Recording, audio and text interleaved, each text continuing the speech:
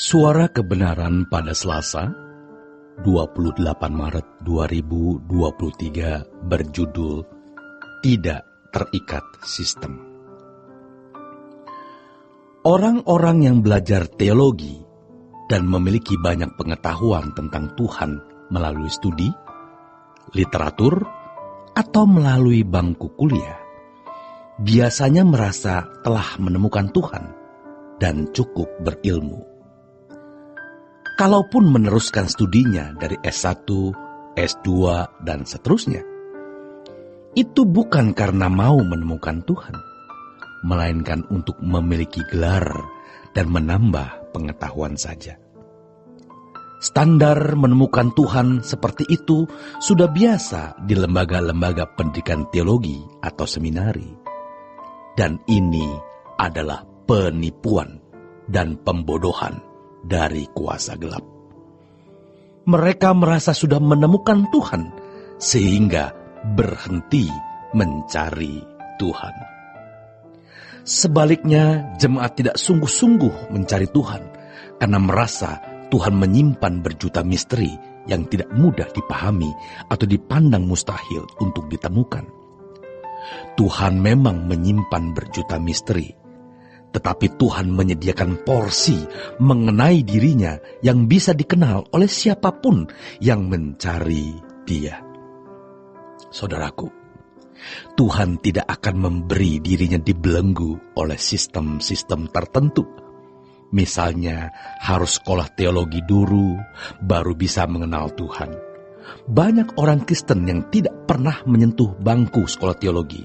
Apakah berarti mereka tidak mengenal Tuhan? Tuhan bisa ditemukan oleh siapapun yang mencari Dia. Dan Tuhan tidak terikat dengan sistem. Jadi, jangan meremehkan, melecehkan, membelenggu Tuhan dengan sistem harus melalui pendidikan teologi. Memang, saudaraku, ada baiknya belajar mengenal Tuhan dari aspek akademis, belajar bahasa asli, latar belakang Alkitab, supaya menemukan akurasi atau ketepatan memahami isi Alkitab. Tetapi harus di dalam pimpinan Roh Kudus. Seseorang harus serius memenuhi apa yang Tuhan tetapkan guna menemukan Dia. Menemukan pengetahuan tentang Tuhan tidak sama dengan menemukan Tuhan secara pribadi. Tak peduli berapa banyak buku yang kita baca, kalau kita tidak mencari Tuhan sesuai standar yang Allah kehendaki, maka kita tidak akan pernah menemukan Tuhan. Kalau orang merasa bahwa menemukan Tuhan harus melalui satu sistem, seperti pendidikan teologi, maka ia tidak pernah menemukan Tuhan. Maka, banyak orang yang bergelar tinggi secara akademis, masuk STT atau seminari, tetapi tidak mengubah orang lain. Ia bisa mengisi kekosongan kebutuhan rohaniwan yang pekerjaannya khotbah, memberi seminar, memimpin sakramen, tetapi tidak mengubah manusia karena dia tidak menemukan Tuhan. Dia menemukan pengetahuan tentang Tuhan, tetapi tidak menemukan Tuhan. Menemukan pengetahuan tentang Tuhan tidak sama dengan menemukan Tuhan. Tuhan itu lebih besar dari jagat raya ini. Dalam dan tingginya tidak terukur. Betul, menyimpan berjuta misteri, tetapi Tuhan pasti menyediakan porsi untuk dikenal manusia. Dan setiap orang memiliki porsi yang berbeda. Saudaraku, Tuhan pasti menyediakan porsi pengenalan akan Tuhan bagi setiap individu dan tidak terikat sistem. Secara umum, Allah menyediakan porsi dirinya agar manusia dapat mengenal Dia dan berinteraksi secara harmoni dengannya sebagai Bapa. Porsi yang cukup membuat seseorang dapat berjalan dengan Tuhan, menemukan tempat di hadapan Allah untuk bersekutu dengannya. Kita tidak boleh merasa cukup puas dengan pengenalan akan Tuhan yang telah kita miliki.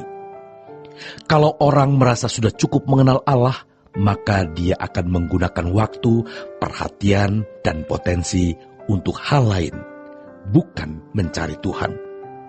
Dan porsi atau kuota yang dia sediakan terbatas. Kalau kita tidak merasa sudah cukup mengenal Dia, itu indah, saudaraku.